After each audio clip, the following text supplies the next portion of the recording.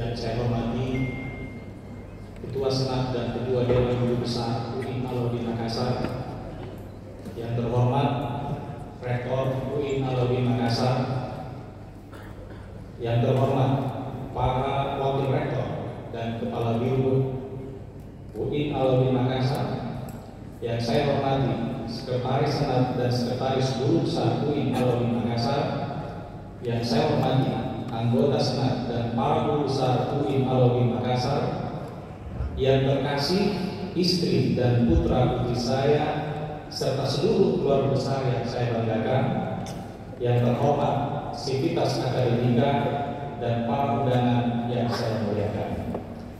Alhamdulillah, alhamdulillahilladzi anzala as-sakinata fi qulubil mu'minin. Wassalatu wassalamu ala asyrafil anbiya'i wal mursalin wa ala alihi wa sahbihi wa man tabi'ahum bi ihsan ila yaumil.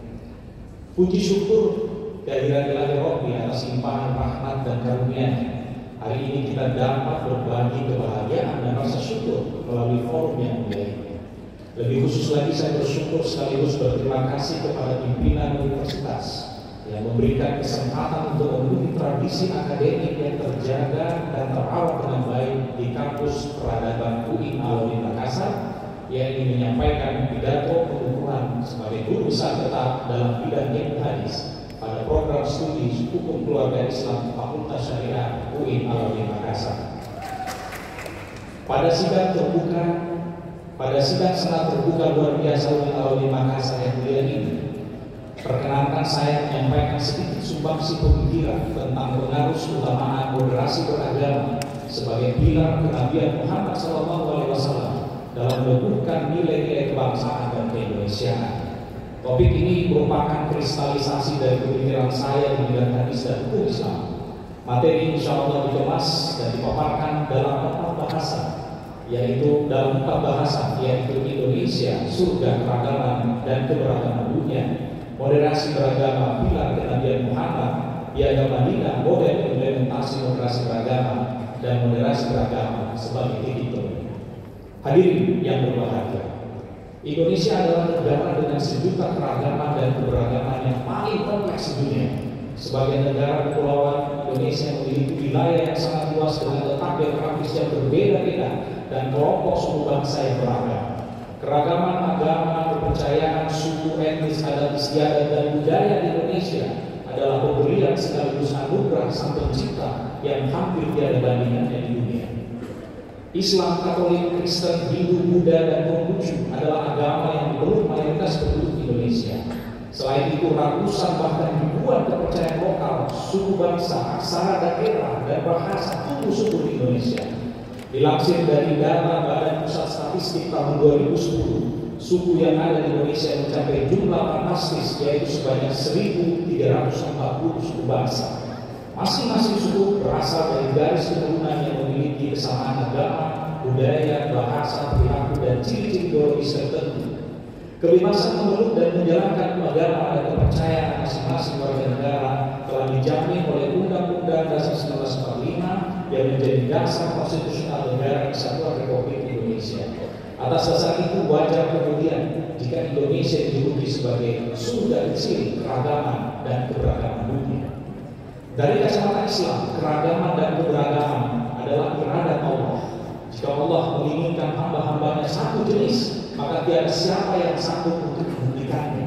Itulah rekayasa Allah Sang Maha Bijaksana yang menghendaki kehidupan umat manusia menjadi lebih berwarna, lebih dinamis, saling mengenal di antara mereka dengan ragam suku bangsa dan bahasa. Dengan begitu, sudah pada tempatnya kita mensyukuri keragaman di sekitar kita yang membuat hidup menjadi sangat dinamis, indah, dan bermakna. Menghadapi era demokrasi yang ditandai dengan keterbukaan dan kebebasan menyampaikan pendapat, Indonesia terus berbenah diri dan belajar dari masa lalu dengan memberikan akses yang luas agar aspirasi dan kepentingan masyarakat yang beragam dapat tersalurkan dengan baik. Meskipun demikian, bukan berarti ancaman yang berpotensi memecah belah bangsa jauh dari hiruk-pikuk kehidupan kita. Kita tetap harus waspada terhadap kemungkinan ancaman konflik horizontal, terutama yang berkedok agama dan diikuti dengan tindakan kekerasan. Karena setiap agama cenderung memiliki ikatan emosional yang kuat akibat keberpihakan yang didasari oleh muatan subjektivitas emosional tinggi. Bahkan agama dianggap sebagai sesuatu yang teramat, angker, dan sakral bagi pemeluknya yang fanatik. Walhasil, beragama bukan menjadi medan suci yang menuntut pada harmoni kehidupan, melainkan mengarah kepada permusuhan dan perpecahan akibat fanatisme yang berlebihan terhadap kebenaran tafsir agama. Fanatisme yang berlebihan pada gilirannya dapat merembet kepada fundamentalisme. Dampak kerusakan akibat konflik yang disebabkan oleh perbedaan klaim kebenaran atas tafsir teks suci agama bisa lebih parah, mengingat watak agama yang tertanam jauh ke dalam relung emosi setiap pemeluknya. Sementara yang kita saksikan seringkali perbedaan yang disengketakan sebatas tafsir agama yang memang di dalamnya terdapat ruang yang cukup lebar untuk menghasilkan pandangan yang beragam. Dengan keterbatasan yang dimiliki, seharusnya setiap pemeluk agama menyadari pula keterbatasan kemampuannya dalam menafsirkan teks-teks suci agama, dan menyadari pula bahwa kebenaran mutlak tafsir agama hanya milik Sang Creator, yaitu Allah. Moderasi beragama sesungguhnya jawaban yang dapat meredam emosi keakuhan klaim kebenaran eksklusif, sekaligus kunci bagi terciptanya kerukunan dan ruang dialog yang progresif dan bermartabat.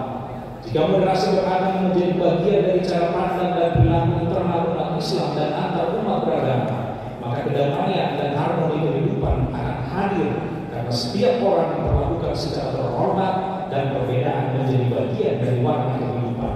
Dan masyarakat Indonesia yang multikultural tampaknya moderasi beragama bukan jadi harapan, melainkan keharusan. Hadirin yang berbahagia, moderasi beragama menjadi fenomena yang cukup menarik diperbincangkan dalam satu dekade terakhir, baik dari kalangan masyarakat biasa maupun tokoh agama. Hal itu disebabkan karena rawannya kehidupan beragama di Indonesia yang ditandai dengan munculnya berbagai polemik dan sikap beragama yang arogan, bahkan mengarah pada radikalisme. Radikalisme cenderung berpihak pada aliran kanan dengan komitmen kuat dan ekstrem untuk melakukan apa saja untuk mencapai tujuan. Diskursus tentang moderasi beragama mulai ramai diperbincangkan sebagai respon terhadap fenomena tersebut. Secara sederhana, moderasi beragama dipahami sebagai perilaku beragama yang proporsional dan tidak berlebihan. Namun seiring dengan berjalannya waktu, pemahaman tentang moderasi beragama mengalami perkembangan dan lebih kreatif yang dapat diklasifikasikan ke dalam moderasi beragama secara ideologis dan moderasi beragama secara praktek. Muhammad Rashid Ridha pada tahun 1990 menerjemahkan moderasi dengan keadilan dan pilihan terbaik yang dimaksud adalah jalan tengah di antara dua pilihan. Sedangkan Syekh Al-Raghib Al-Asfahani menyebut moderasi sebagai titik tengah, tidak terlalu ke kanan dan tidak terlalu ke kiri, yang di dalamnya mengandung makna kemuliaan, persamaan, dan keadilan. Dengan demikian, moderasi beragama dapat dimaknai sebagai cara pandang keseimbangan antara pengalaman agama secara individu dan penghormatan terhadap keyakinan orang lain.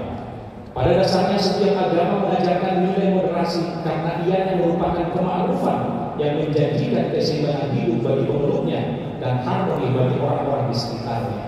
Setiap agama menjunjung tinggi nilai kesetaraan, keadilan, kejujuran, dan kasih sayang. Sebaliknya, tidak satu pun agama yang menganjurkan penganutnya untuk bersikap aniaya dan berlebihan. Meskipun kefanatikan seseorang menjalankan agamanya dibenarkan, namun kefanatikan tersebut tidak boleh dipaksakan, karena sikap moderat seseorang dalam beragama tergambar dari kemampuan mengimplementasikan ajaran agamanya kepada orang lain secara proporsional. Landasan Islam tentang moderasi beragama, baik dalam konteks cara pandang maupun sikap dan perilaku, dapat ditemukan dalam beberapa hadis Nabi SAW. Di antaranya hadis riwayat Imam At-Tabrani, Aisyah dari Aisyah, bahwasanya Rasulullah pernah bersabda, sesungguhnya saya diutus dengan membawa agama yang hanifiyah dan samha. Nabi Muhammad SAW dalam hadis di atas memberikan kode yang cukup tegas bahwa ajaran Islam yang dibawanya adalah ajaran yang moderat dan toleran. Hal itu dipahami dari sifat yang diberikan kepada ajaran Islam dengan dua sifat penting, yaitu al-hanifiyah dan as-samha. Kata al-hanifiyah mengandung makna bahwa Islam adalah ajaran yang lurus, tidak ekstrim kanan dan kiri. Sedangkan as-samha mengandung makna bahwa Islam adalah agama yang toleran dan terbuka terhadap perbedaan. Dan dasar Islam yang mengajarkan sikap moderat juga dapat dipahami dari dialog Nabi Nuh alaihissalam dan Muhammad SAW dengan Allah Subhanahu wa taala. Sebagaimana diriwayatkan oleh Imam Bukhari dari Abu Sa'id, Rasulullah SAW bersabda, Nuh dan umatnya akan datang pada hari kebangkitan dan Allah akan bertanya, apakah kamu wahai Nuh telah menyampaikan pesanku? Nuh menjawab, benar ya Tuhanku. Kemudian Allah bertanya kepada umat Nuh, apakah Nuh menyampaikan pesanku kepadamu? Mereka menjawab, tidak ada nabi yang datang kepada kami. Kemudian Allah bertanya kepada Nuh, siapa yang akan menjadi saksi bagimu? Nuh menjawab, Muhammad dan para pengikutnya. Maka kita, kata Muhammad dan para pengikutnya, bersaksi bahwa Nuh telah menyampaikan pesan Allah. Itulah makna dari firman Allah. Demikianlah kami menjadikan kamu umat pertengahan atau umat al-wasatan, agar kamu menjadi saksi atas manusia dan pertengahan adalah keadilan. Bagian akhir dari percakapan yang terdapat dalam hadis tersebut sangat menarik dan berbanding lurus dengan konteks Indonesia. Saat ini bangsa Indonesia masih berjibaku berendam potensi keretakan bangsa dan tindakan-tindakan yang dapat merobek nilai-nilai kebangsaan yang telah ditanamkan oleh para pendiri bangsa. Setidaknya ada dua hal menarik dari percakapan Allah dengan Nabi Nuh tersebut. Pertama, percakapan tersebut menegaskan kembali pesan moderasi dalam kehidupan kolektif dan multikultural yang tertuang dalam Al-Quran surah Al-Baqarah ayat 143 menjadi materi utama dari misi kerasulan Muhammad. Frase umat al-wasatan pada ayat tersebut dimaknai sebagai sebuah permintaan sekaligus harapan agar umat Islam menjadi saksi yang memperagakan netralitas dan menghindari keberpihakan sehingga pantas menjadi teladan bagi umat lain. Pada konteks ini, moderasi beragama diambil dan dikembangkan dari pemahaman ayat di atas dan telah ditafsirkan dalam berbagai makna konseptual seperti jalan tengah, keadilan moderat, posisi terbaik, paling terhormat, paling sempurna, dan pilihan alternatif. Hal menarik kedua adalah percakapan tersebut mendeskripsikan bahwa Allah sedang mengkonfirmasi langsung kepada Nabi Muhammad apakah Nabi Nuh alaihissalam telah menyampaikan misi kerasulan tersebut kepada pengikutnya. Demikianlah keistimewaan yang diberikan kepada Nabi Muhammad dan umat Islam sebagai saksi bagi Nabi dan umat lainnya. Selain cara pandang yang moderat, sikap dan perilaku moderat juga dicontohkan secara langsung oleh Nabi Muhammad dan diajarkan kepada para sahabat. Nabi SAW memberikan contoh sikap moderat dalam beragama sebagaimana disampaikan oleh Aisyah, yang artinya tiadalah Rasulullah dihadapkan pada dua pilihan, melainkan dia mengambil yang paling ringan di antara keduanya, selama itu bukan dosa. Maka apabila pilihan itu adalah dosa, maka ia adalah orang yang paling menjauhinya. Sementara itu tuntunan Nabi kepada para sahabat untuk mempraktekkan sikap perilaku moderat dapat dipahami dari hadis Bukhari yang diriwayatkan oleh Abu Hurairah. Rasulullah berkata, amal tidak akan bisa menyelamatkan seseorang di antara kalian. Mereka bingung dan bertanya, tidak pula Anda wahai Rasulullah? Beliau menjawab, ya, saya pun tidak, kecuali Allah menganugerahkan rahmat kepada. Tepatlah kalian, kata Rasulullah, mendekatlah, beribadahlah di waktu pagi, sore, dan sedikit di malam hari, beramallah yang pertengahan kalian pasti akan sampai. Di sisi lain, Nabi Muhammad sering meluruskan sikap para sahabat yang menunjukkan sifat ekstrim dalam beragama. Nabi SAW menegur Zainab radhiyallahu anhu agar tidak berlebihan dalam beribadah. Ketika Rasulullah menemukannya mengikat tali di antara dua tiang masjid untuk jadikan tempat bergantung saat merasa capek dalam beribadah. Begitu pula Nabi SAW melihat Abu Israil bernazar untuk selalu berdiri, tidak akan duduk, tidak akan berteduh, tidak akan bercakap, dan berpuasa.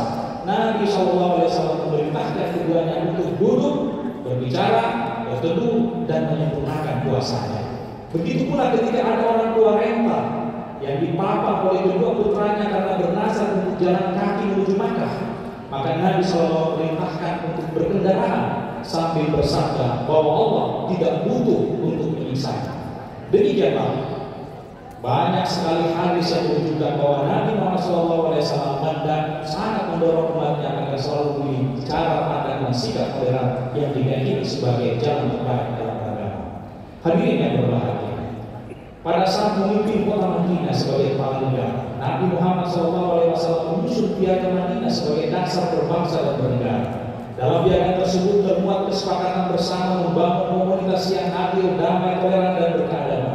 Butir-butir dalam piagam Madinah secara tegas mengusung semangat untuk melindungi kebebasan beragama dan menjamin hak-hak setiap individu, untuk memastikan terwujudnya peradaban yang luhur dan ramah bagi semua warga negara. Sejumlah butir piagam Madinah juga menegaskan pentingnya mengusung kesamaan, kesatuan untuk semua golongan tanpa membedakan ras, suku, dan agama. Atas dasar itu, sejumlah ahli sejarah mencatat bahwa piagam Madinah yang menjadi perjanjian konstitusional pertama di dunia yang menjamin hak asasi universal manusia. Mencermati piagam Madinah sebagai konsensus kebangsaan tentunya penting bagi umat Islam untuk mengingat kembali bahwa dalam menyusun dasar negara Nabi Muhammad SAW berujung kepada kesempatan warga yang bermukim di Mekah. Apa yang dilakukan Nabi SAW dalam menyusun dasar negara Madinah ternyata ada korelasinya dengan Pancasila yang juga disusun berdasarkan kesepakatan bersama elemen bangsa. Kota Madinah di bawah kepemimpinan Nabi Muhammad SAW sebagai kepala negara telah berkembang secara cepat sehingga menjadi sebagai sebuah negara bangsa. Asas keadilan untuk semua bangsa dan agama yang hidup di Madinah tertuang dalam konsensus piagam Madinah. Piagam Madinah adalah langkah Nabi SAW memperkenalkan konsep negara yang ideal dalam upaya menumbuhkan wawasan keterbukaan tentang kebangsaan, partisipasi warga negara bangsa, kebebasan beragama, dan tanggung jawab sosial politik warga negara secara bersama dalam membangun negara. Jika dilihat kondisi sosial di Madinah, ditemukan kepemimpinan yang mendasar ditemukan kemiripan yang mendasar dengan kondisi sosial Indonesia, sehingga patut kiranya praktek bernegara di Madinah menjadi model implementasi moderasi beragama dalam kehidupan berbangsa dan bernegara di Indonesia. Walaupun secara eksplisit Pancasila dan Undang-Undang Dasar 45 dan Bhinneka Tunggal Ika berbeda dengan piagam Madinah, namun muatan yang terkandung di dalamnya memiliki prinsip yang sama. Pancasila sebagai ideologi negara, Undang-Undang Dasar 45 sebagai hukum dasar penyelenggaraan negara, serta semboyan Bhinneka Tunggal Ika sebagai pemersatu bangsa sudah tepat menjadi acuan dan panduan dalam kehidupan berbangsa dan bernegara. Kata ummah adalah salah satu kata yang banyak dipercakapkan dalam piagam Madinah. Kata tersebut memiliki makna yang sangat dalam, yaitu bergesernya paham kesukuan yang hidup di kalangan suku Arab sebelumnya. Dengan konsep ummah, Rasulullah SAW berhasil merontokkan fanatisme kesukuan dan ikatan darah yang disekat oleh tembok kelahiran, kemudian menggantinya dengan semangat ukhuwah wataniyah yang mempersatukan masyarakat Madinah. Konsep ummah telah menyadarkan mereka pentingnya hidup berdampingan secara damai. Jika ditarik ke kondisi Indonesia, spirit ummah menjadi sangat relevan sebagai etos anak bangsa dalam meramu kebinekaan di negeri ini berdasarkan nilai luhur Pancasila dan Undang-Undang Dasar 45. Oleh karenanya, propaganda menolak Pancasila dan Undang-Undang Dasar 45 sebagai ideologi pemersatu bangsa dan landasan konstitusional bernegara bukan saja dapat mengancam keberlangsungan bangsa, tetapi juga dapat mengoyak-ngoyak tata nilai dan sendi-sendi kehidupan yang sudah menyatu dalam kehidupan masyarakat. Hadirin yang berbahagia, dalam kehidupan beragama di Indonesia, kata moderat sering disalahartikan, sering dijumpai di tengah masyarakat anggapan yang mengatakan bahwa orang yang berperilaku moderat dalam beragama tidak memiliki pendirian teguh dan tidak serius menjalankan agamanya. Bahkan terkadang seorang yang moderat diberi stigma negatif sebagai tidak kafah dalam berislam dan lalai menjadikan pemimpin agamanya sebagai panutan. Anggapan beliau tersebut tidak dapat dilepaskan dari asumsi beliau bahwa bersikap moderat berarti mengorbankan keyakinan teologis agama sebagai kompromi dengan penganut agama lain. Anggapan beliau yang lain adalah seseorang yang mempromosikan semangat moderasi dan toleransi beragama tidak ada bedanya dengan orang yang mempromosikan paham liberal karena menafikan norma dasar agama. Akibat kesalahpahaman ini, muncul penolakan masyarakat yang cenderung tidak ingin disebut sebagai moderat, bahkan lebih mengkhawatirkan lagi turut menyalahkan sikap moderat. Padahal ide besar di balik gagasan moderasi beragama adalah memelihara keragaman, keberagaman, dan kedamaian untuk kepentingan bersama, sehingga dapat menghindari potensi keretakan dan perpecahan di tengah masyarakat. Pada hakikatnya, semangat moderasi beragama merupakan titik temu dua poros ekstrim beragama. Poros ekstrim pertama adalah kelompok ultra konservatif yang mengklaim mutlak kebenaran satu tafsir agama, sementara tafsir lainnya dianggap sesat. Poros ekstrim kedua adalah kelompok ekstrim liberal yang memuja akal jauh di atas kesucian agama. Poros ekstrim kedua ini juga rela mengorbankan kepercayaan dasar agamanya karena alasan toleransi kepada penganut agama lain yang bukan pada tempatnya. Kedua poros ekstrim ini perlu mendapatkan sentuhan moderasi. Untuk konteks Indonesia dengan penduduk yang sangat beragam, diperlukan moderasi beragama sebagai strategi kebudayaan dalam merawat Indonesia. Para pendiri bangsa telah mewariskan Pancasila sebagai satu bentuk konsensus dalam negara. Semua kelompok budaya, bahasa, agama, kepercayaan bersaksi disatukan oleh Pancasila. Sekalipun Indonesia bukanlah negara agama, tetapi nilai-nilai agama dipelihara dengan baik. Sejumlah hukum hakam agama terlembagakan oleh negara, sementara dalam banyak hal ritual agama dan kearifan lokal terjalin dengan eloknya. Dengan moderasi beragama, keragaman dan pluralitas bangsa Indonesia dapat dimanfaatkan sebagai energi sosial untuk mengurai dinamika kehidupan beragama.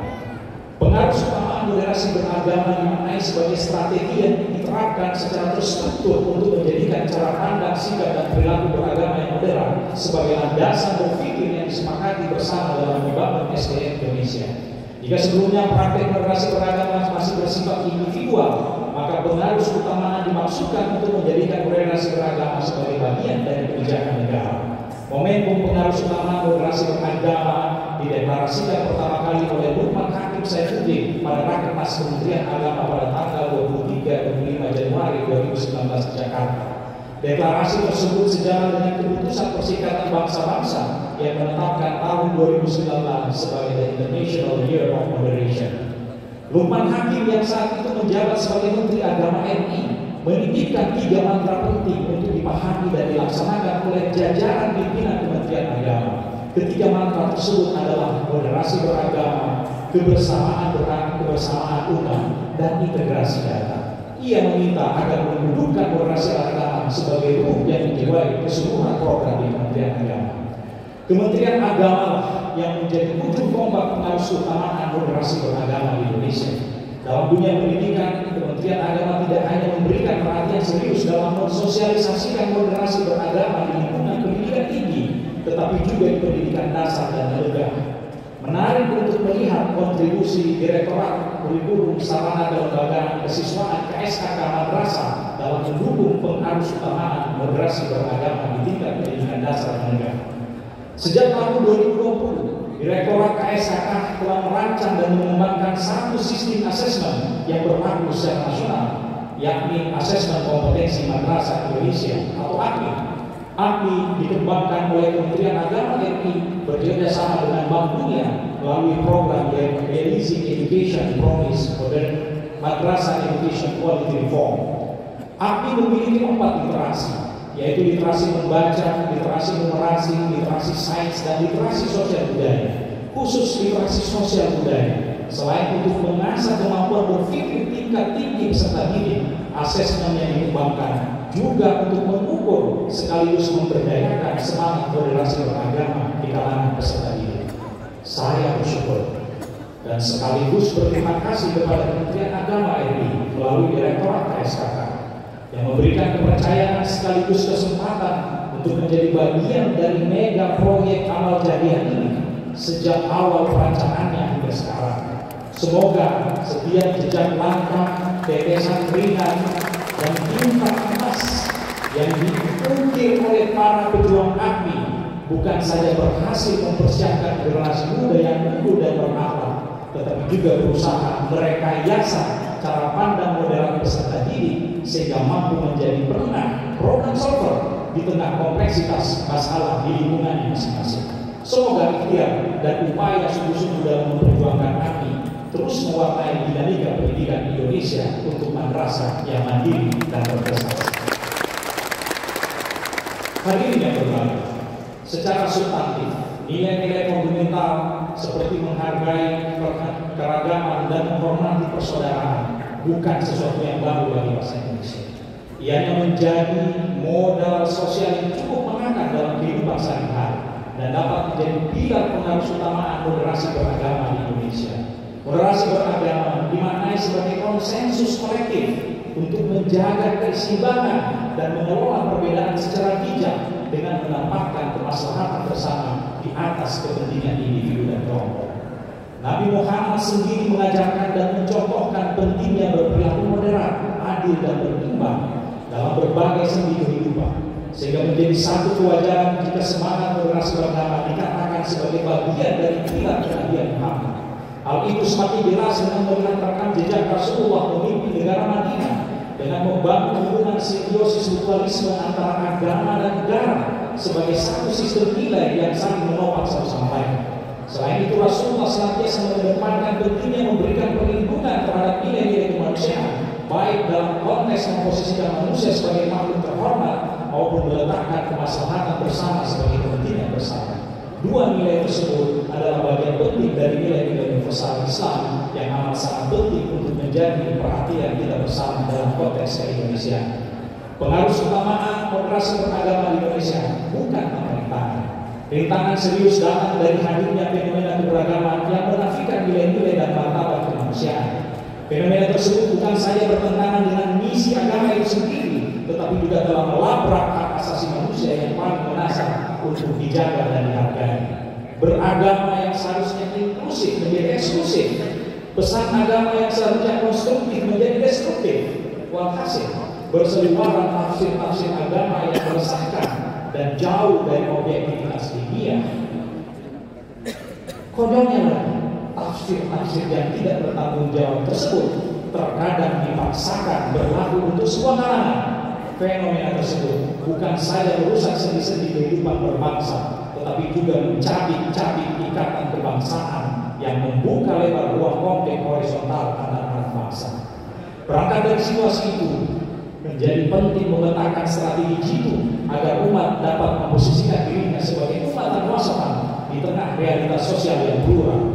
Maka terhadap fenomena-fenomena yang telah dijelaskan perlu dibangun kesadaran kolektif untuk mempraktekkan agama secara proporsional, tidak berlebihan dan tidak melampaui batas dengan menempatkan corak pandang yang betul dan tidak kaku dalam menerjemahkan teks-teks suci agama.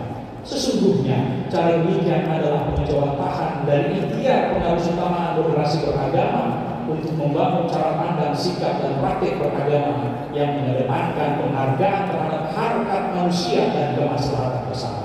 Tidak mudah memang, namun jika seluruh komponen bangsa berusaha bermetamorfosis menjadi satu barisan yang kokoh dan padu dalam mengaktualisasikan ajaran Islam rahmatan lil alamin, maka yang berat menjadi ringan dan yang susah menjadi mudah, karena komitmen dengan proses yang baik akan menjamin hasil yang maksimal, dan hasil yang maksimal tidak akan pernah mengkhianati proses yang baik.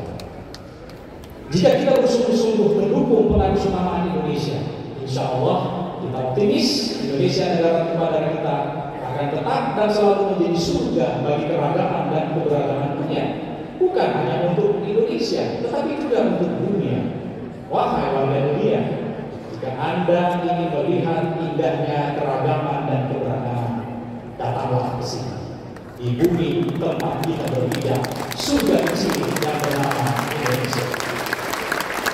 Hadirin yang berbahagia, mengakhiri pidato pertemuan ini, perkenankan saya mengaturkan rasa syukur kehadirat Allah Subhanahu wa Ta'ala atas segala limpahan karunia untuk saya dan segenap keluarga, sehingga saya diberi anugerah jabatan akademik tertinggi sebagai guru besar dalam bidang ilmu hadis di UI Alauddin Makassar.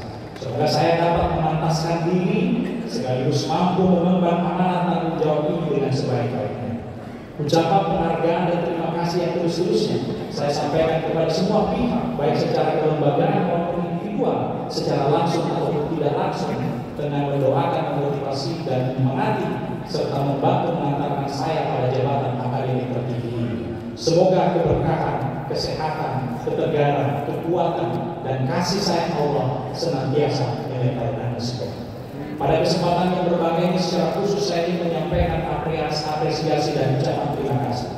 Pertama kepada pemerintah Republik Indonesia melalui Kementerian Agama dan Kementerian Pendidikan, Kebudayaan, Riset dan Teknologi yang telah menerima usulan dan memberikan kepercayaan kepada saya untuk memangku jabatan guru besar dalam bidang ilmu hadis pada Fakultas Syariah UIN Alauddin Makassar. Juga kepada Ketua Senat UIN Alauddin Makassar, Profesor Dr. Haji Abdul Qadir Gassi HTMS, dan Ketua Dewan Guru Besar Profesor Dr. Musafir Pababari MSI, beserta sekretaris dan segenap anggota Senat dan Dewan Guru Besar UIN Alauddin Makassar yang telah memberi kesempatan dan kehormatan kepada saya untuk berdiri di forum yang terhormat. Juga kepada Rektor UIN Alauddin Makassar, Profesor Dr. Hamdan Yohanes MAG Visi, beserta para wakil rektor yang telah memberi dukungan moral dan materi atas capaian ini. Khusus kepada Bapak Rektor, sebelum pengukuhan ini dilakukan, saya juga banyak sebenarnya harapan ini, tapi harapan-harapan itu tidak tercapai. Atas dasar itu saya mohon maaf kepada Bapak Rektor. Tetapi mudah-mudahan kehadiran teman-teman, kawan-kawan saya dari API, anak-anak mahasiswa dosen itu bisa menjadi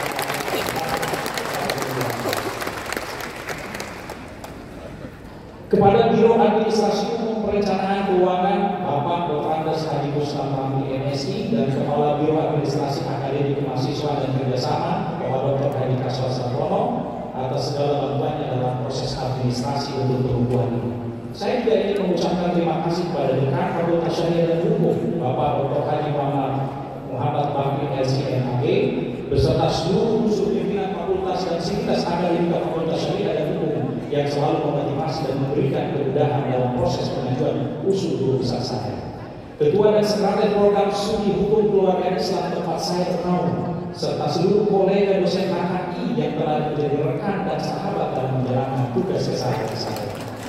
Tim penilai jabatan akademik dosen UIN Alauddin Makassar serta seluruh anggota tim yang selalu memberikan support dan melengkapi kebutuhan administrasi, terkhusus Profesor Dr. Harifudin Amal MAG dan Profesor Dr. Hajar Aisyah Kara yang menilai karya ilmiah saya. Juga kepada bahan guru saya yang saya undang tapi beliau tidak bisa hadir, Profesor Dr. Hajar Andri Rasian. Hampir tidak ada yang tidak mengenalnya di lingkungan kita. Pada sosok beliau lah saya belajar arti sebuah sikap tawadhu dan mau mendengar keluhan orang lain dengan bijak. Kepada Profesor Dr. Haji Azhar Arsyad, bekerja keras yang ambisius, berani melawan arus untuk kemajuan. Beliaulah yang mengundang saya untuk berbaur dengan sejumlah ide-ide briliannya. Bapak Dr. Almarhum Dr. Andes Haji HM Saleh Putuhena, rektor pada masanya, sosok yang tawadhu namun relatif kokoh mengundang pikiran bebasnya. Pada masa beliau lah saya diterima sebagai CPNS IAIN Ambon. Bapak Profesor Dr. Haji Abdul Qadir Gassi HTMS, rektor pada masanya, adalah sosok yang selalu mengatakan kepada saya, Pak Zul, sudah siap PP-nya? Apa plan B-nya? Dari beliau saya belajar bahwa kita harus selalu mempersiapkan alternatif dalam setiap kebijakan yang kita ambil. Profesor Dr. Musafir Pababari MSI, dari beliau saya belajar betapa berkahnya bersilaturahmi. Dari tangan beliau lah saya dapat berkenalan dengan unsur pimpinan PT KAI Indonesia yang ternyata efek dominonya luar biasa. Profesor Dr. Ahmad M. Sewang MAG, nasihat-nasihatku bagaikan gemercik hujan di sore hari, sejuk dan menenangkan. Beliau sering memberikan nasihat-nasihat yang berkelas sehingga beliau layak disebut sebagai mentor, motivator, sekaligus guru ideologi saya. Profesor Dr. Haji Abdul Qasim MAG, rektor Universitas Muhammadiyah Makassar, dari cara beliau berkomunikasi yang selalu diiringi dengan suara tawa, dengan nada rendah, saya belajar menjadi air yang mampu memecahkan batu cadas sekalipun. Profesor Dr. Samin MAG dan Profesor Dr. M. Galih MAG, dari cara beliau berdua memimpin LPM ketika saya berada di sana, saya belajar pentingnya kolaborasi dalam mengambil keputusan. Profesor Dr. Kasimati, beliau yang menyampaikan ceramah takziah ketika saya meninggal. Beliau ini tokoh yang saya anggap sebagai konsisten dengan memegang kepada prinsipnya. Orang sering menyebutnya sebagai orang yang berpikiran bebas, tapi dia tidak peduli selama pikiran itu punya basis agama yang kuat, selama pikiran itu untuk mencegah rontoknya nilai-nilai kebersamaan, selama prinsip itu untuk kepentingan bersama, dia mampu. Saya banyak belajar dari orang tua saya, Profesor Kasimati. Profesor Dr. Dati Jaulia Bidakir, promotor saya saat studi di National University of Malaysia. Dari beliau saya sadar bahwa promotor sesungguhnya tidak selamanya hanya untuk membimbing akademik. Beliau adalah sosok promotor yang spesial, yang selalu mencari peluang kesuksesan anak bimbingannya sekalipun telah menyelesaikan studi. Hingga saat ini saya masih diperlakukan sebagai anak meskipun beliau jauh di negeri jiran.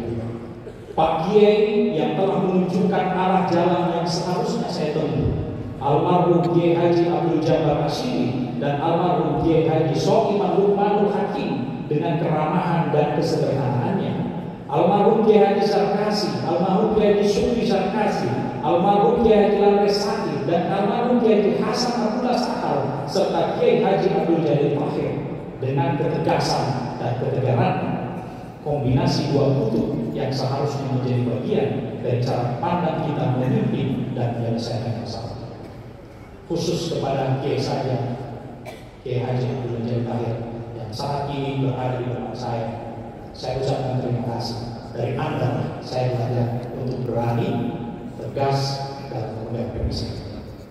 Ungkapan kasih dan cinta syukur saya paling spesial dan istimewa saya aturkan untuk keluarga tercinta, ayahanda dan ibunda almarhum Haji M. Aluna Tebal Al-Qudoten Bejibas Bersesam sudah sama. Dengan semangat keikhlasan dan kesabaran yang tak terbatas, selalu mendorong untuk ketujuh anaknya meraih kesuksesan dan kebahagiaan melalui pendidikan. Semoga Allah mengampuni dosa kedua. Rasa hormat dan penghargaan juga saya amanahkan kepada kedua ayah dan ibu mertua saya, almarhum Dr. Soeharto Nurejo, HIA, MBA, AK, dan ibu dari Edoaria Soeharto yang senantiasa mendoakan dan memberikan perhatian dalam meraih pencapaian. Ucapan terima kasih tentunya tulus dan kepada belahan hati saya, Dr. Ika Dwi Ayu Parmitasari, MBA, MKOM, teman berdiskusi dan berbagi kebahagiaan dengan sabar mendampingi perjalanan panjang anak berduanya hingga sampai ke titik ini. Semoga perjalanan ke depan akan lebih indah dan lebih menyenangkan. Kedua putra putri tersayang, kebanggaan kami, Ainam Syakir Putra dan istri Fashatira, saat ini masih di bangku sekolah Manisa Cendekia Serpong dan SMP Madya Makassar. Kalian berdua hadir dan memberi warna baru dalam kehidupan kami. Tetaplah semangat dalam mengajar mimpi-mimpi kalian. Tidak ada yang tidak bisa kalian raih jika semangat dan kesungguhan kalian dalam menuntut itu terus menyala. Kami kedua orang tua pasti akan selalu berdoa dan mendukung apapun yang menjadi cita-cita kalian. Demikian juga kepada orang tua saya, Dr. Jaharudin Matebang, saudara-saudara saya, Dr. Andes Almarhum, Dr. Andes Daniel Alwi, Baso Mufti Alwi yang telah berpulang dari Allah. Semoga kuburnya dilapangkan. Juga kepada kakak saya, Dr. Andes Abraham Alwi, kemudian Profesor Dr. Mukhtar Lutfi MPD, Dr. B.C. Mardani Alwi MPD, B.C. saya serta seluruh pendampingnya. Demikian juga kepada kakak dan adik ipar saya, Rio Sugeng Abimanyu Sarjana Teknik dan MM, Rini Eka Ayu Andriani SE dan Bambang Pamungkas SEAK beserta seluruh pendampingnya. Semua mereka adalah orang-orang tulus di dalam berbagi suka dan duka. Terkhusus kepada Bapak Profesor Dr. Mardan selaku waris satu yang memberikan dukungan atas keinginan saya mengajukan bukuan guru besar saya. Juga kepada Bapak Profesor Dr. Wahyu Naro MPung selaku wali buah waktu 24 hari untuk mempersiapkan seluruh keperluan pembukuan guru besar saya dari A sampai Z bukan hal yang menarik untuk diperbincangkan. Sebenarnya bukan cuma melelahkan tapi juga menguras tenaga dan pikiran. Namun semuanya bisa terlaksana karena lampu hijau yang beliau berikan sebagai wali buah. Terima kasih. Bapak Haji Suwardi MPT Kasubdit Kurikulum dan Evaluasi Direktorat KSKK Kementerian Agama, penanggung jawab AKMI, selama kurang lebih 1,5 jam perjalanan dari Bogor ke Cengkareng bersama beliau, saya banyak belajar arti dari kecintaan dan kesungguhan dalam menjalankan profesi. Terima kasih atas pencerahannya Pak Kasubdit dengan ciri khas kumis tebal tapi sejuk dan menyenangkan. Profesor Dr. Kushairi MPD, Anda orang hebat, cerdas dan santun dalam setiap tuturkan. Saya cemburu pada Anda. Anda bukan hanya sahabat bagi saya, tapi juga teman berbagi masalah, pengalaman, ide-ide inspiratif untuk kemajuan pendidikan di Indonesia. Terima kasih Prof atas kebersamaannya. Ketua dan Sekretaris Pelaksana AKMI Bu Penny Bumunda beserta seluruh tim pakar dari berbagai perguruan tinggi, terima kasih atas kebersamaannya selama ini. Khusus kepada Ahmad Yusuf Menko, saya minta untuk berdiri. Ahmad Yusuf Menko, silakan dilihat. Jika dalam sepak bola biasa kita punya sebutan Wonder Kid Indonesia, maka Anda saya lihat dengan Wonder Kid Kementerian Agama. Sekalipun Anda sudah tidak cerita, Anda sosok orang yang cerdas, baik hati dan komitmen dalam kebaikan. Mohon maaf, Anda manusia langka. Ingin saya sampaikan, di ujung jari beliau dan timnya, maka hidupnya sepatu MPTKN, KSN, SNPDB, dan juga AKMI sakti. Dia tidak boleh sakit saat keempat kegiatan ini berlangsung. Dan untuk kehadiran hari ketahui, beliaulah yang menyiapkan PPT saya di atas. Ketika saya bertanya kepada beliau, apa jawabannya? Bisa Prof, dikirim saja konsepnya. Itu jawaban beliau ketika saya meminta tadi malam dibuatkan PPT. Terima kasih Mas Yusuf, tetaplah menjadi manusia langka. Pengelola LPM dan pada masa saya bertugas selama 12 tahun, terima kasih atas kebaikan dan kehangatan kalian di LPM. Saya tidak ada apa-apanya tanpa kalian. Kalian yang hebat, saya hanya mewadahi kehebatan kalian. Para kolega saya Persatuan Bulu Tangkis Alauddin, pada kalian saya belajar menjadi lebih sehat. Pada kalian saya belajar ragam watak seseorang, dan tawa canda kalian membuat saya lupa sejenak utang orang yang belum ditunaikan. Terakhir, Dr. Umar Sulaiman dan Arif Rahman Hakim yang beserta tim, terima kasih. Anda berdua telah memastikan 23 hari persiapan kebutuhan tidak ada apa-apanya dibandingkan komitmen Anda dan tim Anda. Terakhir, Pak Rudi di Kepegawaian, Bu Sri di Prodi HKI, Bu Caci di Fakultas Syariah, dan Pak Mustafa di Fakultas Syariah. Terima kasih atas segala bantuan Anda. Cukup Anda yang tahu bantuan yang Anda berikan kepada saya selama penyusunan guru besar, karena dia adalah kemuliaan yang perlu disyukuri, bukan untuk diekspos. Akhirnya kepada saudara Dr. Rahmat MAG dan Akbar Hasan, dua orang yang saya bimbing sebagai promotor, tetaplah menjadi orang yang komitmen kepada pendidikan, kepada pengembangan ilmu. Anda orang-orang hebat dan Anda punya kontribusi besar dalam pertumbuhan saya di guru besar ini. Terakhir, teman-teman guru dan dari berbagai pelosok Indonesia, baik sebagai koordinator literasi maupun penulis, terima kasih atas dukungan dan doanya untuk saya. Andalah tim AKMI yang membuat pertumbuhan ini menjadi baik, memberikan energi positif sehingga masa 23 hari itu tidak dapat saya lewati walaupun sedikit terkadang. Anda sudah di jalur yang tepat. Jangan mundur untuk ikut berkontribusi dan beramal jariah mempersiapkan generasi muda calon pemimpin bangsa masa depan untuk madrasah yang mandiri dan berprestasi. Untuk penghormatan kepada teman-teman saya ingin semua teman-teman dari AKMI berdiri, pakar ataupun tim tersebut. Saya minta kepada bapak-bapak dan ibu sekalian, mari kita keluarkan semangat AKMI dengan memberikan penghargaan dalam bentuk salam